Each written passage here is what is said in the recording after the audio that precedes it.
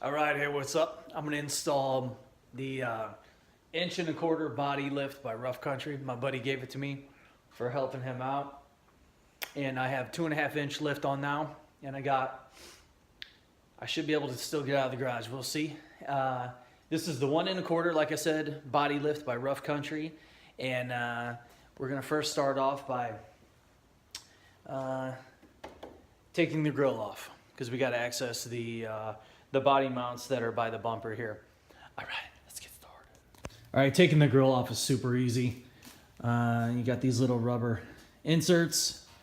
Basically, you pop it out, and that loosens it.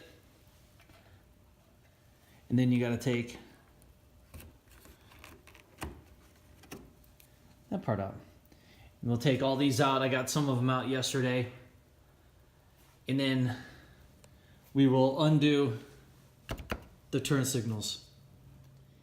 All right, so any of you who've never taken the grill off before, it's super easy. I took those little inserts off all the way around, and basically you got the little clips.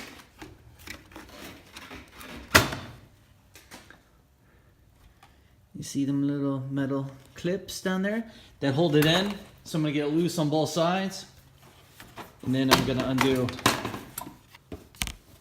the wires on both turn signals, and this will be done. All right, so the front grille is off of the my 2015 JK, and next what I'm gonna do is I am gonna loosen the screws for the body mounts, or actually for the bracket that holds the body mounts. And in the front, it's different than the back. The actual nuts are on top. I'm gonna use, I think this is a 5/8 head. So I'm gonna take these front two off, and then I'm gonna move on to underneath. Okay, so I have the front body mounts.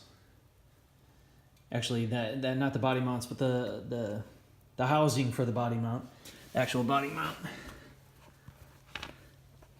will be that boat, and here's the actual body mount. So those are off, and now we got to do the bottom and the sides here. So these are slightly different. Setup is the same, it's just upside down. So now we got to take them off from the bottom. In on the 4-door, you've got 1, 2, 3 on the actual body side, so by the running boards. All right, I'm gonna get to that. All right, so I just got done loosening all the bolts for the body mounts, and now I gotta actually go through the and loosen the actual body mount screw. The other ones that I loosened were holding the bracket in up here.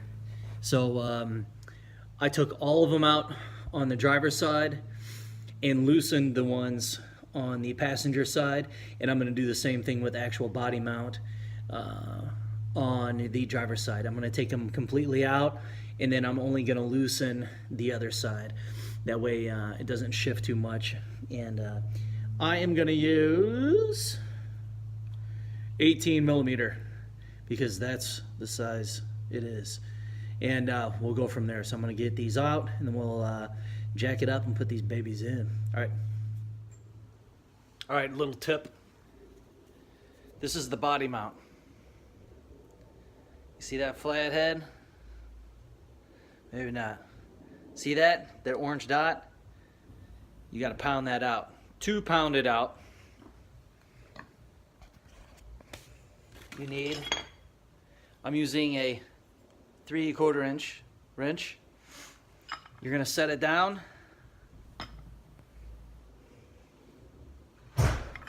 Trying to do this with one hand.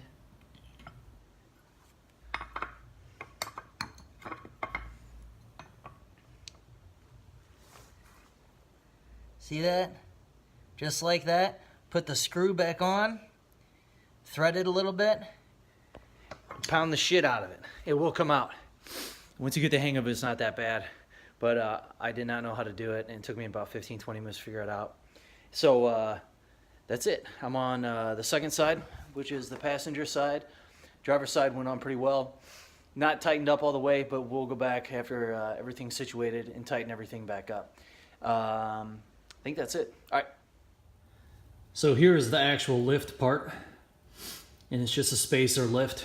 This is with the 1.25 inch, and this is not the exact hardware that comes with it. This is I went to Menards and had to get my own hardware. And the only difference is this is a 1/4 inch longer bolt. The one that comes with it, I believe, is 2 1/4, and 2 1/2 is what I was able to get. That'll go through here, and you'll see when you pull the mount out,